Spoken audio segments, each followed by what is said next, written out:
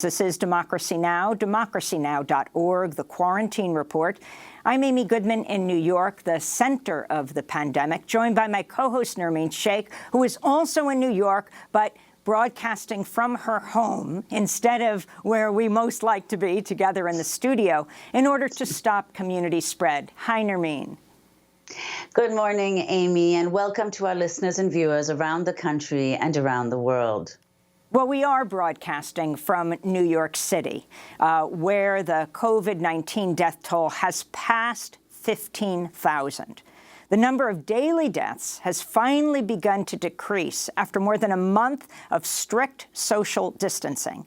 But officials warn there is still a long road ahead for New York's recovery. Increased testing will be critical as New York City and other localities look to slowly reopen certain parts of society. New York Governor Andrew Cuomo met with President Trump in Washington on Tuesday to discuss federal aid for expanding testing capacity and said the president committed to helping New York State double both its COVID-19 and antibody tests to 40,000 a day. But Wednesday, Senate Majority Leader Mitch McConnell said he's against giving states more federal aid in future pandemic legislation, suggesting states should instead consider filing for bankruptcy. Governor Cuomo called the statement one of the saddest, really dumb comments of all time, unquote. This all comes as the governors in Georgia, Tennessee, and South Carolina are preparing to reopen parks, beaches, and non-essential businesses, despite the strong objections of public health officials. Last weekend, President Trump encouraged far-right anti-quarantine protesters, many of them openly brandishing assault rifles, tweeting they should liberate Michigan, Minnesota, and Virginia. But on Tuesday, Trump said he disagreed strongly with Georgia Republican Governor Brian Kemp's decision to reopen businesses. Spas and the beauty parlors and barber shops, tattoo parlors, I love them. But they can wait a little bit longer, just a little bit, not much, because safety has to predominate. We have to have that. So I told the governor very simply that I disagree with his decision, but he has to do what he thinks is right.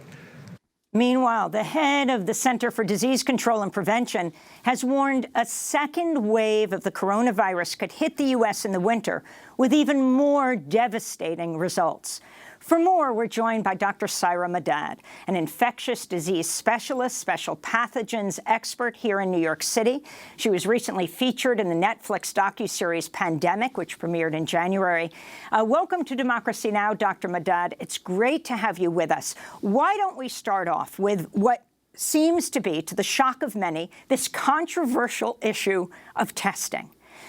How is it possible in the United States that we are still at the point where just last week, a 92-year-old woman, the mother of our co-host Juan Gonzalez, went to a top hospital in New Jersey, 92 years old, with COVID symptoms, and she was told she could not be tested. Only when they finally agreed to admit her did they say, well, then they had to do a COVID test to decide which wing to put her in. But that is one of many, many examples.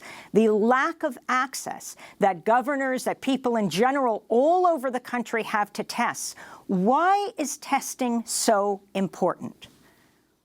It's a great question, and everyone's asking that. Why is testing so important? And I'm sure many people keep hearing about, ramping up testing. And the reason why testing is so important, not only, to know that you actually are infected with coronavirus disease, while, probably your clinical management won't change much, unless you're in the higher risk group and require additional, services. But it's also extremely important to know that you're positive, so that way we can isolate you and so you don't start new chains of transmission. And unfortunately, here in the United States, we've almost, hit a plateau when it comes to testing. We're not really increasing the number of testing being done yet, for a number of different reasons. One big one is because of the whole supply chain aspect, because there's not enough of the reagents and the swabs that are needed to actually conduct the testing. A lot of states actually have the infrastructure to do the testing, but really it's relying on the supplies itself that unfortunately is just not there yet. And so we really need to make sure we have widespread testing and a good infrastructure in place so that way we can test anybody that needs it. So, if you're symptomatic, even if you're asymptomatic, we want to make sure that we have a test available to be able to see whether you have coronavirus disease, because the biggest thing is we want to make sure that you're able to isolate yourself so you don't start these new chains of transmission and infect additional people. This is a very highly transmissible virus that's proven to be quite lethal, if you will. So we need to really make sure that we have these systems in place in order for us to really open back up, if you will. And Dr. Madad, could you explain what the different kinds of tests are that are being carried out? Are they all the same across the board? What, for example, is the distinction, the difference between an antibody test and a test to determine whether you have COVID-19 right now? Are they the same? And you talked about the problem with supply chains. Where is the material being produced for these tests? And is there any likelihood that their production could be expedited now and continue to be till they're needed? So in terms of testing, there is an antigen test that looks for acute infection, meaning if you're actually infected with coronavirus disease, it actually looks for the virus itself through a molecular assay. And then the other test is the antibody test, or the serology test, that actually looks to see if you had the infection previously and have developed an immune response. It's actually looking at your, the antibodies in your blood.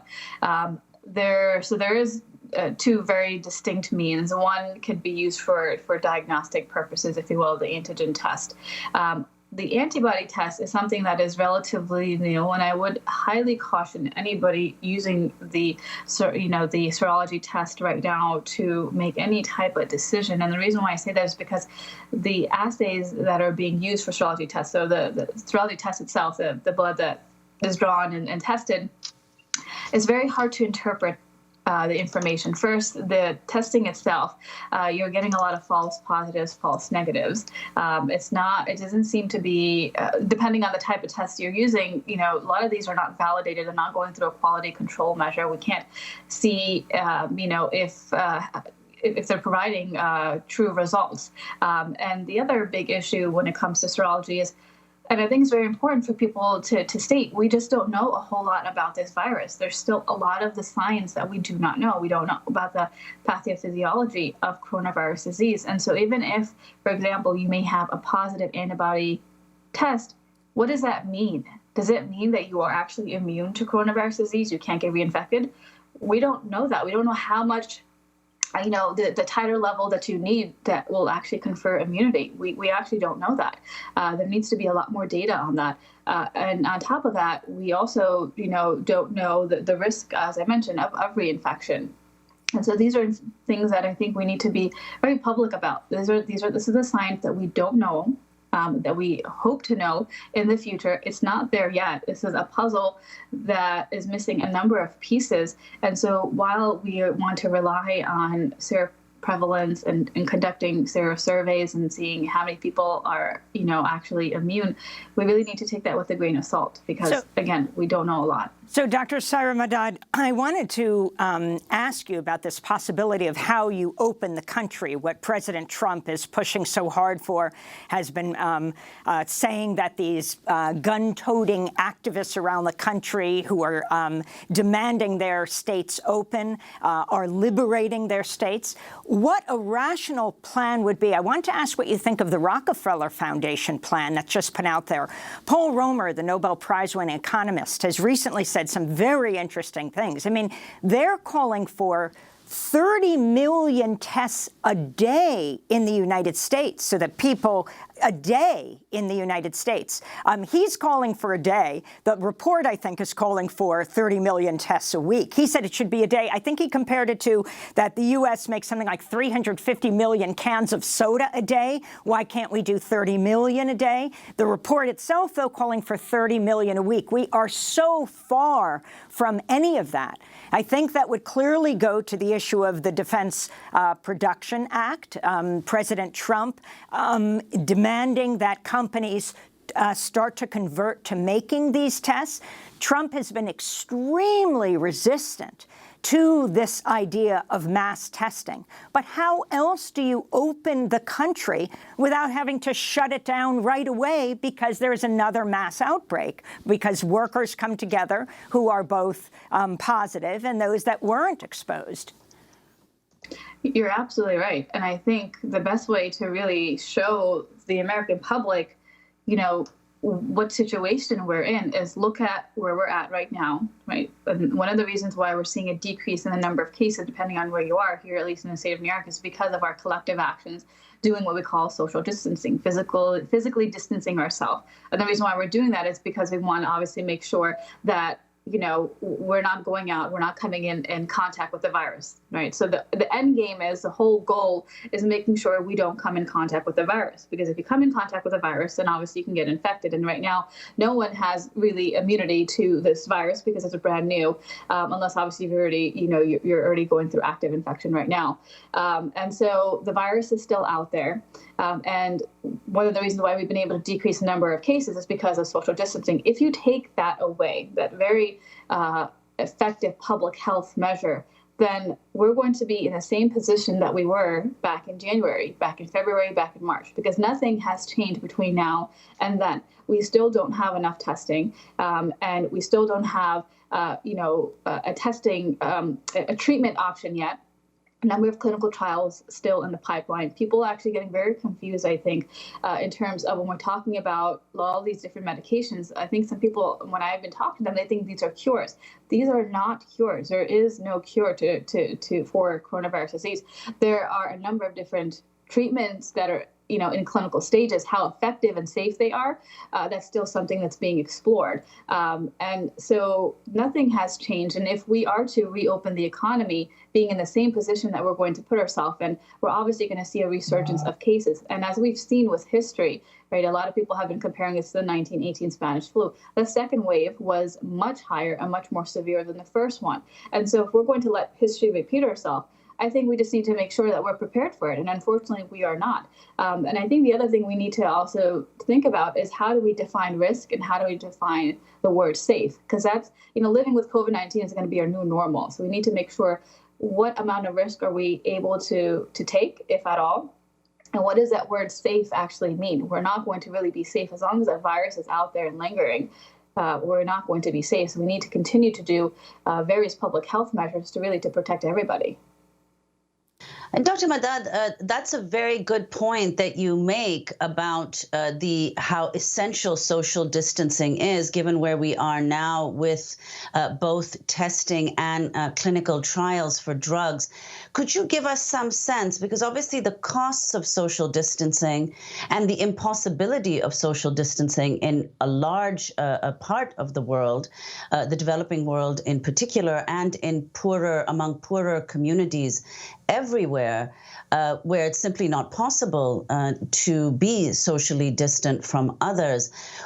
How far are we along in clinical trials, and are there any alternatives at all to social distancing at the moment or in the foreseeable future, the near future? So any of these, potential treatments that are being studied, they're not going to be a silver bullet. And what I mean by that is they're not going to be 100%. We still are waiting on the data for a number of these different pharmaceutical interventions to come out. You're seeing some come out right now.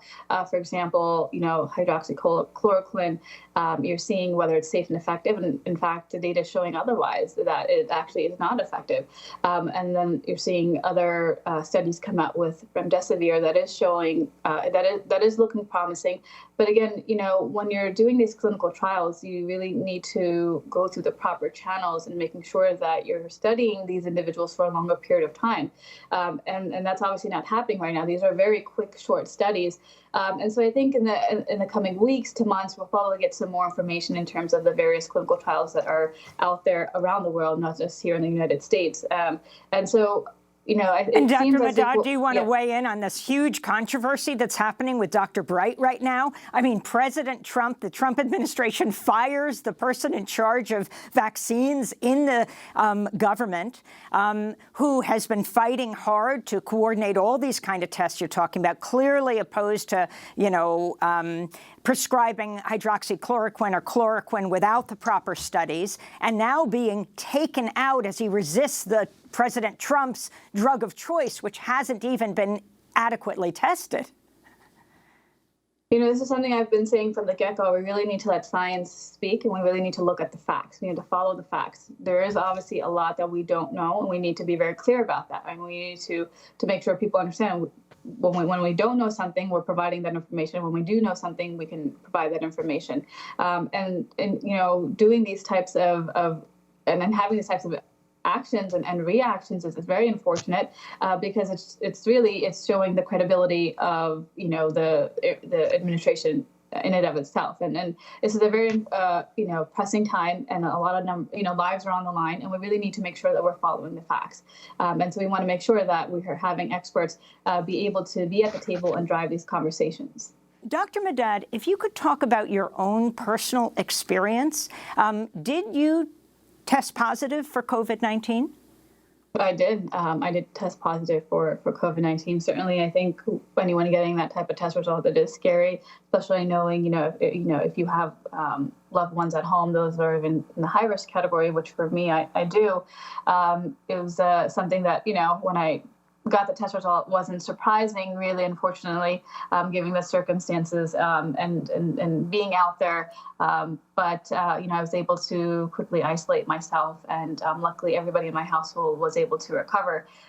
One of the symptoms that I had was the loss of taste and smell, and I actually had that for quite a few weeks. And just as of recently, I was able to get my full taste and smell back and be able to, enjoy, for example, my cup of coffee. But, with the coronavirus disease, the spectrum of illness is so wide and variable. You have people that are asymptomatic. You have those that have mild signs and symptoms of the disease. And then you have those that are more severe and critical. And people falling in those buckets, right now we know there are certain aspects that put those in the high risk category, but you're also seeing very young, healthy individuals fall anywhere on that spectrum.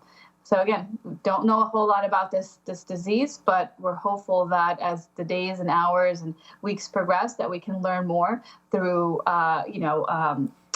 factual means. And when I say factual means, you're seeing a lot of information come out, a lot of things being published, not going through peer review. So I caution anybody that's going through and reading a lot about this, is making sure that you're reading peer-reviewed information, things that actually happen. Dr. Syra Madad, before we talk about that kind of information, just your own is so important for people to see someone who has recovered from COVID-19. You have 3 kids, right? Your last child you just gave birth to in January. Can you talk about the kind of decisions you had to make when you tested positive, and what it means to isolate for a mom like you and a new mother? So, as you mentioned, I actually delivered in January. My youngest, my baby girl, turned 3 months most recently, and I'm a breastfeeding mother 100%. So it was certainly difficult, to be able to isolate myself from my children, knowing I potentially already exposed them after I, had gotten my test results, because from what we know, you can actually spread the virus before actually being symptomatic. So everybody was already exposed, in our household. And as I mentioned, luckily everybody recovered. But for me, as soon as I became symptomatic, I did isolate myself for a period of time until I was afebrile for at least 72 hours. Certainly had a big impact, on my family. Luckily, I have a great support system. My husband was able to watch the kids, but at the same time, I knew he obviously had it, as well. But he had it too. He was positive as well. Too. Yeah, he was symptomatic first, and then I became symptomatic. And so when I did, I was able to isolate myself, and he was not symptomatic during that time. But we had already exposed, our children, if you will. And luckily, they actually had very mild signs and symptoms. We didn't get them tested. The only person that actually did get tested is myself as a a person working in a healthcare system. And my in-laws actually both high risk. One actually on hospice care. He actually did also get tested and did get tested positive. But we're very lucky that everybody was able to recover. Dr. Madad, you mentioned that the spectrum of illness is so wide with COVID-19. And obviously, we're all just learning about how this disease, this virus spreads. But is there anything that can predict how severe the illness will be in people who get it? That's an excellent question. And what we're seeing right now is, while we know this virus can infect anybody and anyone, if you will, regardless of your age, regardless of your health status, this is just one of those viruses, we know that it's ubiquitous. But at the same time, there are these health disparities and social determinants that may put you at even higher risk for having a worse outcome. And we're actually seeing some of this play out. So, for example, you're seeing a higher rate of infection in the African-American community. You're seeing a higher rate of infection in the Latino community. And I think when you look at some of the social determinants of health, you're also looking at the socioeconomic status and some of those variables that actually may put them at higher risk because of the type of work that they're doing, for example, as essential workers.